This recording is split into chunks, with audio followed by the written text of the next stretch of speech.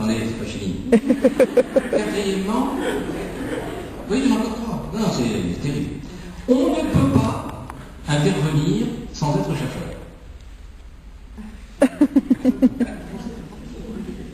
C'est dans l'autre sens. On ne peut pas intervenir sans être chercheur. Alors, je ne vais pas développer, François Hugo l'a fait très bien sur ce qu'il appelait l'effacement des clivages entre les deux, l'intervention à partie liée par essence avec la question des savoirs. C'est pas par hasard que ce titre a été si bien choisi et si pertinent, c'est bien les rapports entre les deux. Connaître, comprendre, partager ses savoirs, les faire circuler. C'est ça l'intervention. Et comme disait François Hugo ce matin, en faire des ressources pour autre chose, pour libérer des possibles, des alternatives.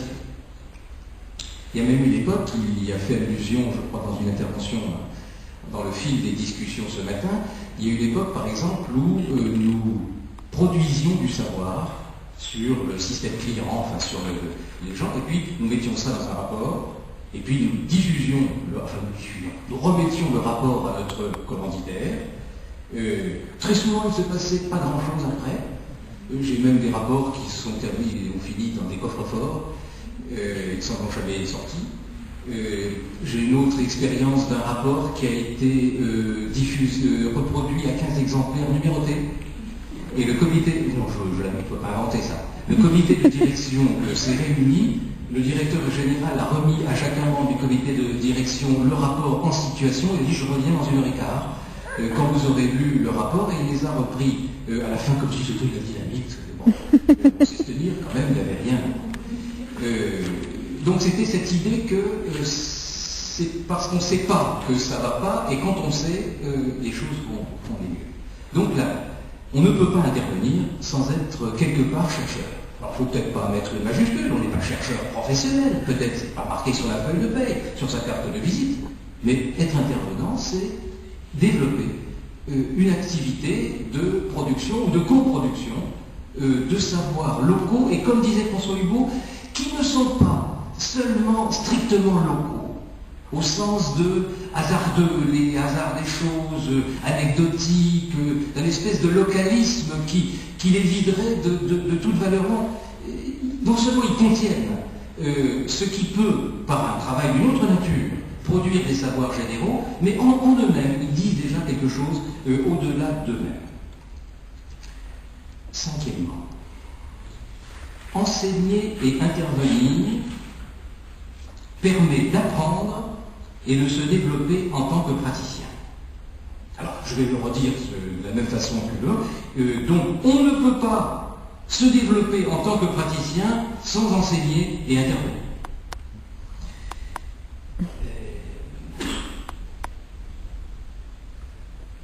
C'est-à-dire que avoir à transmettre à d'autres, avoir à aider d'autres à comprendre là où ils sont, c'est un puissant moyen de développement professionnel, c'est-à-dire de savoir soi-même ce que l'on fait, pourquoi, comment même.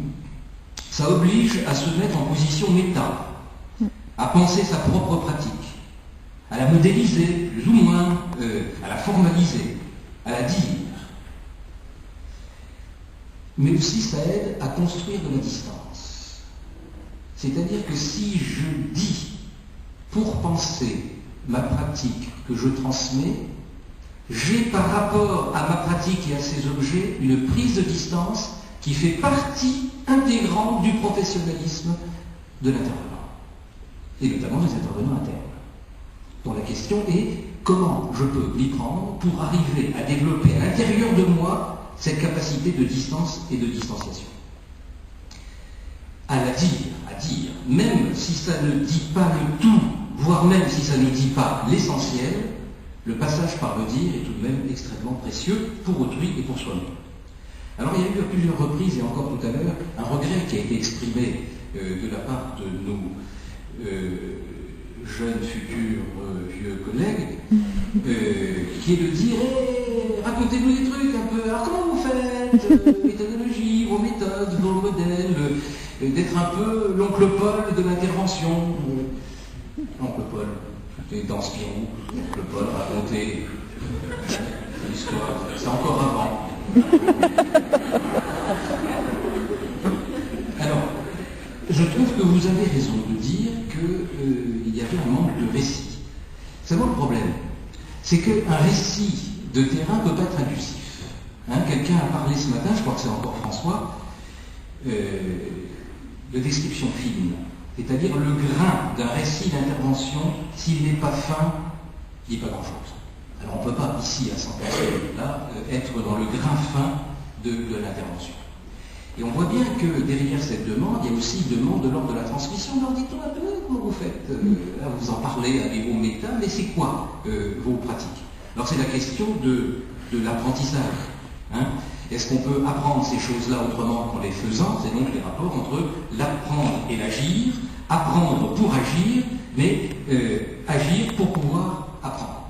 Donc on voit bien qu'on est dans un modèle pédagogique d'acquisition de la compétence, qui est d'ailleurs cohérent avec ce qu'il s'agit d'acquérir. Si nous travaillons sur les savoirs de l'action, eh bien quels sont les savoirs de notre propre action? C'est, je crois que c'est François Danielou qui disait s'appliquer à soi-même ce qu'on préconise pour les autres. Ce que je trouve d'une cruauté. Bon, enfin, en tout cas, c'est bien ça dont il s'agit ici. Sixièmement, et dernièrement, on ne peut pas, j'adore commencer les phrases, on ne peut pas intervenir sans engagement. Voilà, alors on l'a dit ce matin, engagement de soi, engagement de son corps. Je trouve ça important que François Danielou ait repris ça à nouveau. Il y a entre le corps, la surprise et la clinique des rapports extrêmement étroits, on ne peut pas approfondir là, mais qui sont essentiels. La notion d'écoute risquée, la notion de surprise, de déstabilisation.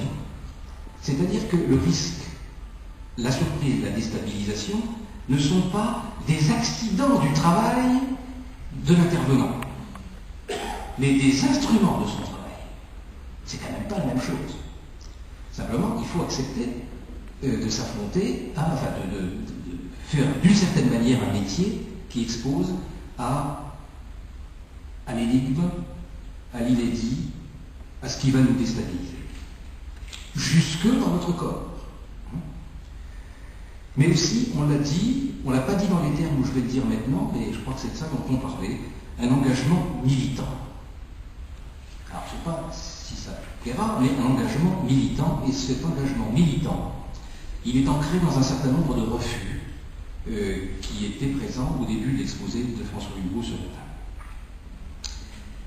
Le refus d'admettre comme naturel et irréversible l'ordre des choses, les places occupées par les uns et par les autres, et les raisons pour lesquelles il y en a qui sont en bas, il y en a qui sont en haut, de refuser l'idée qu'il en est ainsi, parce qu'il en est ainsi. C'est un refus, il y a un deuxième refus, qui est le refus de renoncer à la croyance dans le progrès. Alors, aujourd'hui, il faut s'accrocher. Quand même un siècle derrière, et ça n'arrête pas, où il faut être solide pour ne pas renoncer à l'idée du progrès. Alors les plus anciens, 72 et avant, on a été élevés dans l'idée du progrès. Moi je m'étais élevé là-dedans, moi je ne croyais pas à autre chose. L'homme devient meilleur, et le sortir de la misère, lui donner de la culture, le rendra meilleur. Et nous allons, grâce au progrès, grâce à la science, vers des sociétés plus justes, plus équitables, plus égalitaires et plus humaines. Hein, on a été forgés là-dedans, et notre idéologie, nos connaissances et nos pratiques d'intervenants et de formateurs et d'enseignants étaient complètement immergés dans cette croyance-là. Refus de renoncer à cette croyance. Et enfin, refus de renoncer à ce que j'appellerais une anthropophilie bien tempérée, pour reprendre... alors, cette posture, c'est pas une posture naïve, hein, c'est une posture éclairée. C'est une posture expérienciée, c'est une posture volontaire, délibérée. Alors, est-ce que c'est de l'optimisme méthodologique? Bon, il s'est un peu repris, François Hugo, mais bon, cet homme n'a beaucoup de qualités, n'a pas que des qualités, notamment, il a un trait qui m'agace au pied au point, c'est son optimisme. Son optimisme me démoralise. Donc je préfère, alors il s'est repris un peu en disant on peut être un pessimiste actif, pour dire comme l'autre, en développant un optimisme méthodologique. Alors là on est d'accord. On est d'accord, mais